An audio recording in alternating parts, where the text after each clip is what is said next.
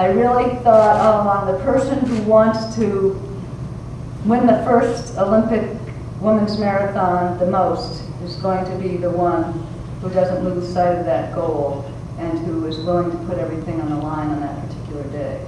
And that's exactly what I did.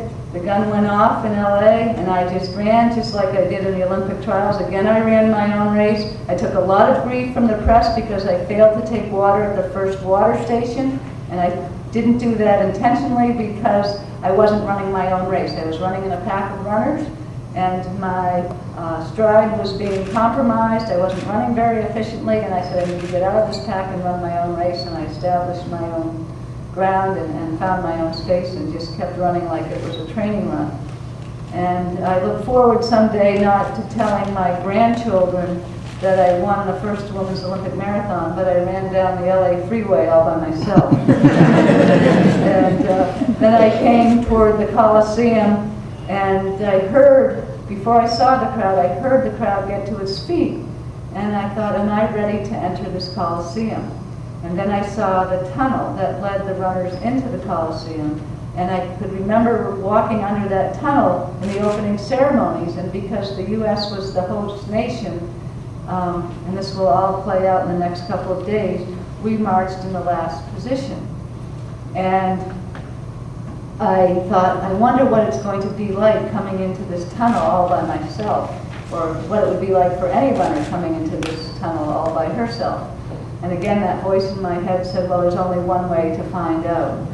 And that was sort of my mantra going into Santa Monica College on the morning of the Olympic Marathon before getting onto the course. And because we marched in the same way we did in the opening ceremonies, with the U.S. delegation being in the caboose position, and because I was the shortest of all the American athletes, I was at the very end of the pack.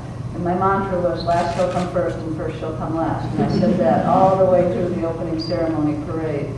And then when I found myself coming into this tunnel and then going into the tunnel toward the finish line, I said, can you handle this?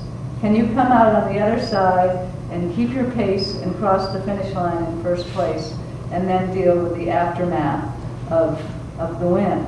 And at that point, I remembered what Bruce Jenner said in Montreal in 1976. Do any of you remember what Bruce Jenner said? Are any of you old enough to remember? Do any of you remember Bruce Jenner? Does anybody dare venture a guess what he said?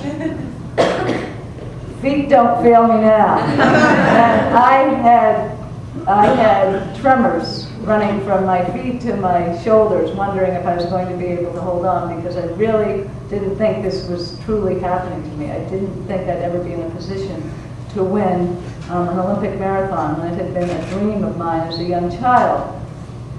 And I just held on and ran into the Coliseum, and I really was surprised with how many people were in the Coliseum. It was almost full to capacity. And I had really thought there wouldn't be many people in the Coliseum because it was a Sunday morning, and I said, who's going to come out to watch a bunch of women run around LA and finish in the Coliseum? And so when I saw the crowd as I entered the Coliseum, I said, now I've really got to hold on. And I crossed and I finished. And at that moment in time, I vowed, just as I had said after not getting the Most Valuable Player award my senior year in high school, that I was going to give back to a sport and a community that had given me so much.